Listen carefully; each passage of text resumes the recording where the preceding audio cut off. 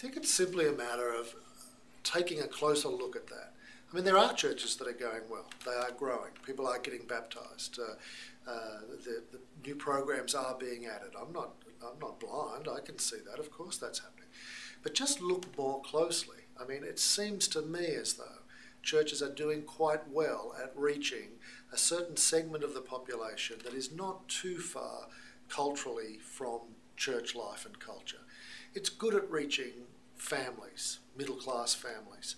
It's good at reaching people who have more or less a kind of quote-unquote Christian sensibility or ethic that believes more or less what the church does about the family and about politics and life, and that there's a God as a higher power.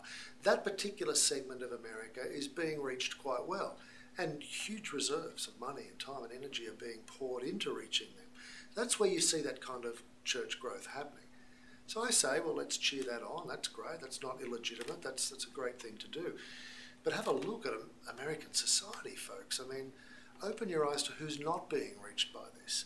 And I think what you'll discover is increasing segments of American society are completely uninterested in church as it is now. So simply on the basis of a standard sociological exploration, just look and say who's not being reached, who's not being touched, who's not interested, or more to the point, who's repelled by this. Biggest church in Australia is a church called Hillsong. Lots of Americans have heard of it because they export music and resources here to the United States. I taught at the Hillsong College, their training college for leadership development. I said to the class, put your hand up if you have invited friends to come to a Hillsong church service or program. Every one of them put their hand up. I mean, they're the true believers. That's why they're at Hillsong College. Everyone, I've invited friends. I said, keep your hand up if some of your friends signed up, became Christians, got involved, and are now active members of Hillsong. A lot of hands went down, but some hands stayed up. That's great. I said, put your hand up if you invited people to a Hillsong service or program and they were disgusted, repelled, disturbed, want nothing more to do with it. All of them put their hands up. Now the point here isn't to say there's anything terrible about Hillsong. The point here is to say something like Hillsong, and you've got plenty of Hillsongs here in America, actually does appeal to certain people. You invite your friends and some of them will actually respond to it. It does have a family feel. It is culturally not that different from where I'm from. I'm a fine, upstanding, middle-class American and I can fit in church.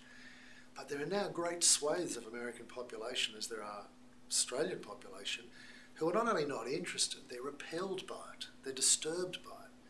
So what I would say is, good on you, and I'm glad that your church is going well, but can you just look beyond your church and the demographic that it's fishing in and ask yourself, who's being sent there? Who's going to those people? For the people that won't come to us, who aren't attracted to our programs or our culture, belief, life programs, who's going to those that won't come? Now in my country, those to whom we need to go probably amount to about 80% of the Australian population. In France, it's probably about 99% of the population.